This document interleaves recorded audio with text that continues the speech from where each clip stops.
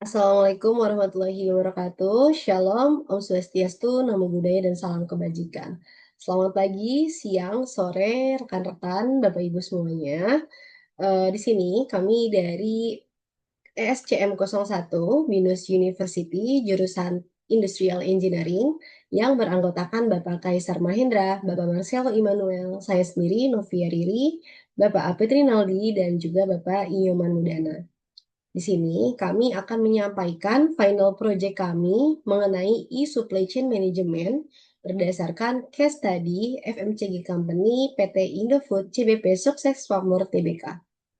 Di sini kami dibimbing oleh Dr. Insinyur Riena Oktarina dan fasilitator lab praktikum Kak Henry Ananda Chang dan juga Kak Regina Rosela Anjanet. Untuk introduction-nya, FMCG atau Fast Moving Consumer Goods memiliki rantai pasok yang kompleks dan berkecepatan tinggi. Sehingga PT Indofood CBP Sukses Makmur ini untuk meningkatkan efisiensi dan daya saing, perusahaan perlu menerapkan sistem yang namanya e-supply chain management atau ISCM yang terintegrasi dengan teknologi digital. Proyek ini menganalisis penerapan ISCM melalui Business Process Mapping, Supply Chain Risk Assessment, Multi-Kriteria Decision Making, dan juga Data Visualization menggunakan Power BI. Adapun latar belakang pada studi case ini menyoroti perusahaan PT Indofood CBP Sukses Makmur Tbk sebagai perusahaan FMCG yang menghadapi tantangan berupa fluktuasi permintaan, jangkauan distribusi yang luas, serta umur simpan produk yang pendek. Hal ini akan menuntut perusahaan untuk menerapkan e-supply chain management agar proses pengadaan, produksi, distribusi dapat berjalan lebih efisien dan responsif.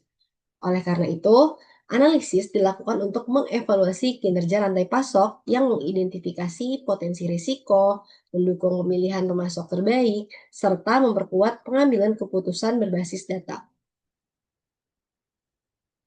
Adapun material yang akan kami sampaikan, yang pertama adalah Business Process and Score Model, Supply Chain Risk Assessment, kemudian Multi-Criteria Decision Making, dan yang terakhir adalah Data Visualization.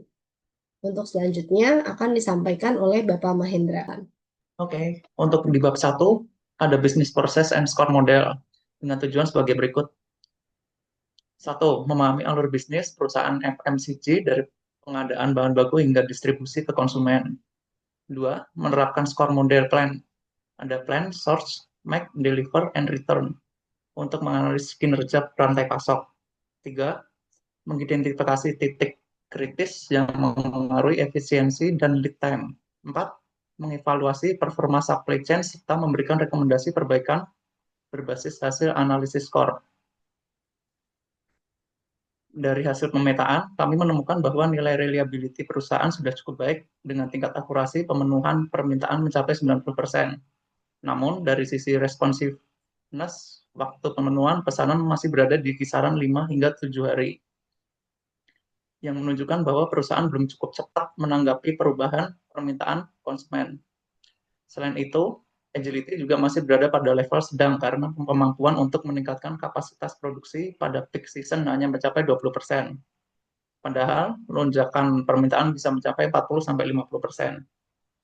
Biaya operasional supply chain dinilai cukup efisien, namun distribusi masih menyumbang biaya terbesar karena jaringan pengiriman yang luas. Pada aspek aset manajemen, inventory turnover hanya mencapai 5 kali per tahun. Sementara standar industri FMCG adalah 8 hingga 10 kali. Hal ini menunjukkan masih adanya overstock produk tertentu dan kurangnya perputaran stok yang optimal. Secara keseluruhan, analisis skor mendiskusikan bahwa Indofood telah memiliki alur supply chain yang baik namun masih perlu meningkatkan akurasi perencanaan, permintaan, serta optimalisasi distribusi dan manajemen persediaan. Next. Dua akan dijelaskan oleh Kak Rinaldi, silakan dilanjutkan. Baik, terima kasih Mas Kaisar Mahendra.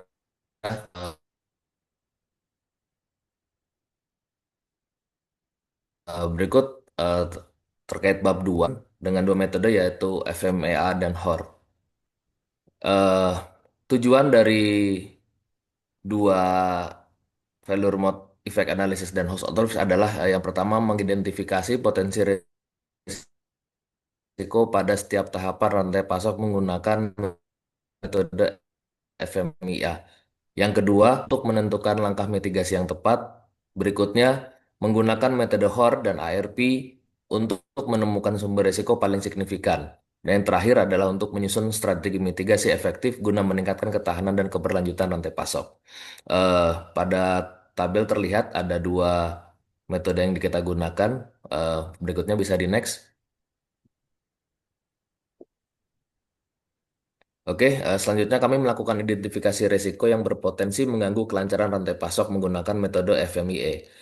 Untuk menemukan failure mode dengan nilai risiko atau RPN tertinggi, risiko yang paling kritis yaitu kelangkaan bahan baku dan kecelakaan pengiriman dengan nilai RPN sama-sama mencapai 630, serta keterlambatan distribusi dengan RPN 486.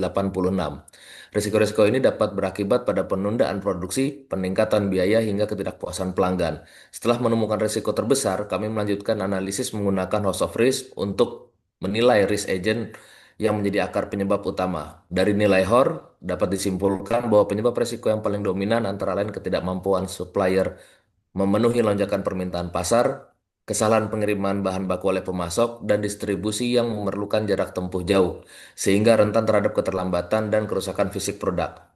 Berdasarkan temuan tersebut, kami merancang strategi mitigasi berupa diversifikasi pemasok untuk mengurangi ketergantungan pada satu supplier saja. Penerapan evaluasi kinerja pemasok secara berkala, penambahan buffer stok untuk bahan baku kritis, hingga digitalisasi pemantauan logistik secara real time untuk meminimalisir risiko keterlambatan distribusi. Dengan demikian, FMIA dan HOR terbukti efektif dalam membantu perusahaan mencegah risiko lebih awal dan memperkuat ketahanan rantai pasok Indofood dalam mencapai ketidakpastian pasar. Berikutnya bab 3 dilanjutkan oleh rekan saya Pak Marcelo, silakan. Selanjutnya multi kriteria decision making. Tujuan praktikum ini yaitu menentukan supplier kemasan terbaik berdasarkan 5 kriteria utama yaitu price, quality, delivery, time of payment, and capability. Lalu melakukan analisis pengambilan keputusan multi kriteria untuk meningkatkan efisiensi dan efektivitas rantai pasok. Kemudian membandingkan kinerja antar supplier berdasarkan bobot penilaian yang telah ditetapkan. Dan yang terakhir memastikan hasil keputusan akurat dan konsisten rasio 0,1 sebagai indikator validitas. Pada tahap berikutnya, kami melakukan pemilihan supplier kemasan terbaik menggunakan metode analytical network process. Kami menetapkan 5 kriteria dalam penilaian supplier yaitu kualitas bahan kemasan, ketepatan waktu pengiriman, harga, kemampuan supply, serta syarat pembayaran. Hasil pembobot menunjukkan dan bahwa kualitas menjadi kriteria paling utama dengan bobot sebesar 0,51,3%, disusul delivery sebesar 26,2%, kemudian price sebesar 12,9%, capability sebesar 6,3%, dan term of payment sebesar 3,3%. Kriteria price sebesar, sorry, kriteria kualitas dan delivery menjadi penting karena sangat mempengaruhi kelancaran produksi serta ketahanan produk selama proses distribusi. Setelah dilakukan perhitungan pada software Super Decision, supplier D memperoleh bobot tertinggi dan memiliki nilai konsistensi rasio yang menandakan hasil valid dan konsisten. Oleh karena itu, supplier D direkomendasikan sebagai pemasok utama sebagai kemasan Indofood karena mampu memberikan kualitas terbaik dan pengiriman paling tepat waktu dibandingkan dengan supplier lainnya.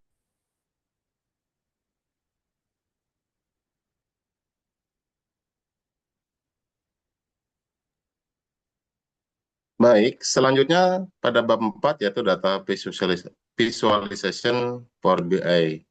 Ini bertujuan yang pertama mengolah dan menyajikan data penjualan dalam bentuk dashboard interaktif menggunakan Power BI. Kemudian menganalisis tren, pola, dan anomali penjualan untuk mendukung pengambilan keputusan manajerial.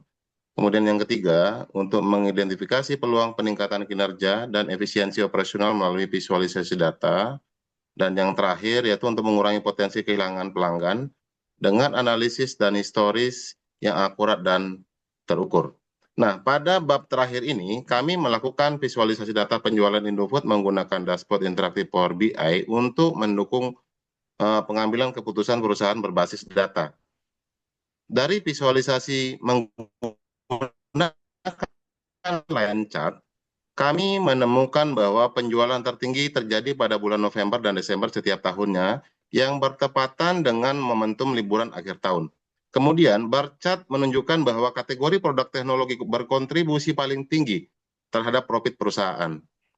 Selain itu, dari pie chart terlihat bahwa segmen consumer menyumbang porsi terbesar dalam penjualan, lebih dari separuh total pendapatan. Ya. Analisis wilayah pada kolom chart juga mengungkap adanya area yang masih memiliki potensi market yang lebih besar.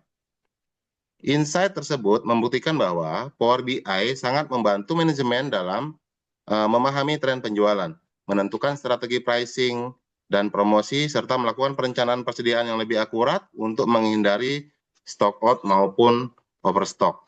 Oke, berdasarkan 4 analisis yang kita lakukan, dapat diperoleh kesimpulan bahwa penerapan ESCM di perusahaan PT Indofood memberikan manfaat sebagai berikut. Yang pertama, supply chain akan semakin efisien dan cepat dalam respon permintaan. Resiko operasional dapat dikendalikan dengan mitigasi yang jelas. Kemudian, supplier terbaik dapat kita pilih secara terukur dan objektif. Dan yang terakhir, keputusan strategis lebih akurat dengan dukungan dashboard data. Dengan demikian, PT Indofood dapat memperkuat daya saingnya sebagai pemimpin industri FMCG melalui transformasi supply chain yang berbasis digital. Baik, cukup sekian dari kelompok kami sampaikan. Semoga bermanfaat. Terima kasih.